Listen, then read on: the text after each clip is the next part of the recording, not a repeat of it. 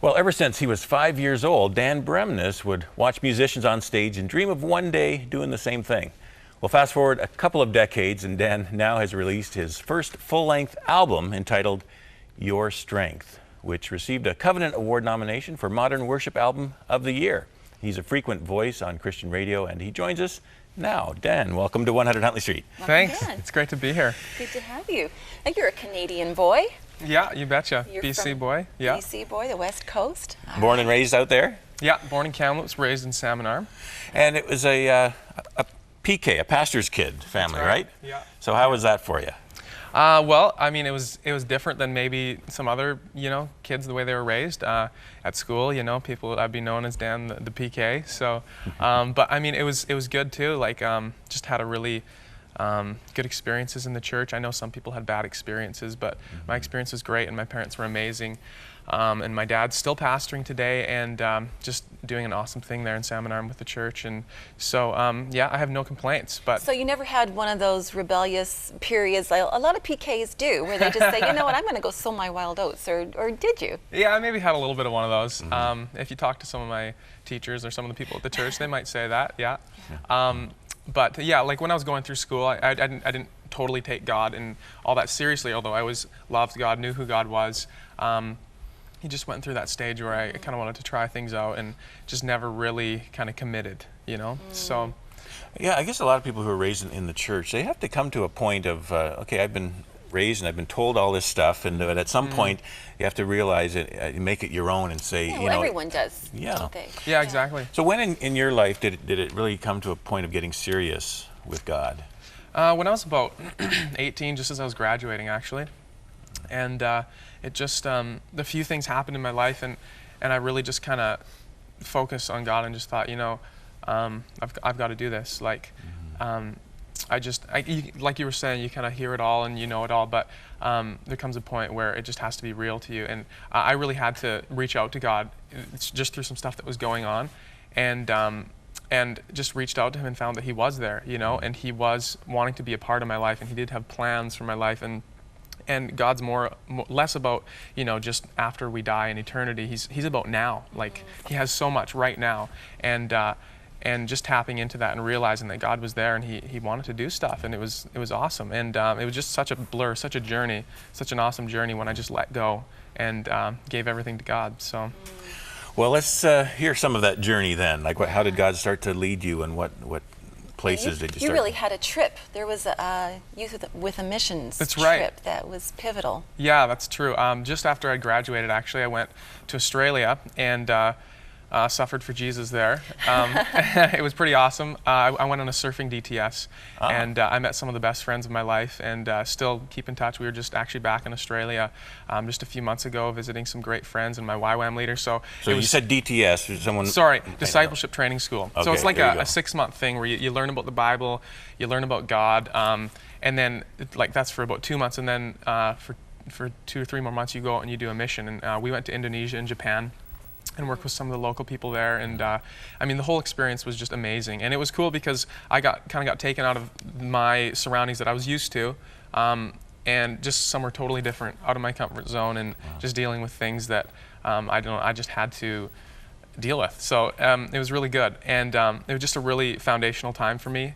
And even when I came back, it's just like I didn't even recognize my friends, didn't even recognize my home. Everything was so different because all the changes that had gone on while I was gone. So, yeah. Well, when you're taken out of your context that you've been raised with and all that you know, really, and you go to another country and you see what they go through, and you have the opportunity to mingle with them and mix, it really changes your perspective. It sounds like that's what happened to you. For sure, yeah. And then God did a lot of work in my life too, and just a lot of things were changed in me, and so I felt like a totally different person coming back. So it was a really neat time.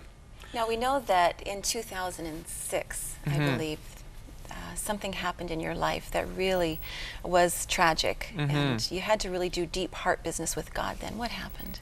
Yeah, in 2006, my mom was killed in a car accident, and yeah, that was a really difficult time, not only for me and my family, but for our church, our community. My mom was quite involved, and she was quite influential, and it was something that, yeah, it just felt really deep, and it was, it's not something that really anyone can prepare you for, No. you know? We all know that we're going to have to deal with death in one way or another, but when it hit so close to home, yeah, it was difficult. So how did that affect your view of God, your relationship with God? I mean, in the end, I feel like it's definitely drawn me deeper. And even through the whole process, I would never was upset at God. It was I had a lot of strength actually from my dad. I remember he got up at the funeral and his words I won't forget. He just said, "I don't blame God for any of this, and neither should you." And there was, you know, like 1,000 people there, and I think that really gave a lot of people strength through it. Just knowing that, hey, this isn't God's fault. Like, God doesn't decide that, you know, he's going to do this because he wants us to suffer. But I mean, like, sin and death came into the world, you know. We know that, like, through reading the Bible, like, and we deal with it. But God is there with us. He doesn't leave us, you know. So when things happen, He's there, you know. He's promised He'll never leave us or forsake us, and He really was that for our family, for me. And it's still a process, right? You never just decide you deal with it one day, but it's an ongoing process, and I just feel like God is always there and always a strength through it. So. You dedicated your album to your mother. It says in the front here, "In memory of my beautiful mom, Lilith Bremnes." And one of the songs on the album is also about your mom. Tell us about that song. The song called "The King," actually, part of it I wrote before, and it was a song that I was stuck on. I couldn't finish. I just had the first few lines to it, and the day when I found out, I was actually in Oklahoma at the time, at a friend's wedding, and the day I found out, I just kind of sat down playing the guitar, and then it just kind of flowed out. And so, yeah, a lot of the message behind that song is kind of a picture of the journey that I had going through it, and just God being there in that space and kind of ministering to my life and just being with me through the whole experience. And when we do concerts, I share the story and we sing the song, and I think it really, people connect to it because it's not only you know, in death that God helps us. God helps us through any situation, and it's just a matter of just being able to focus on God and allow Him to do work in us. It's been said that you never really know the strength of your anchor until you're in the middle of a storm. Yeah. And really, when you went through that storm, you really knew you had to rely on the strength that you had in your relationship with God going into that. For sure. Yeah. Yeah.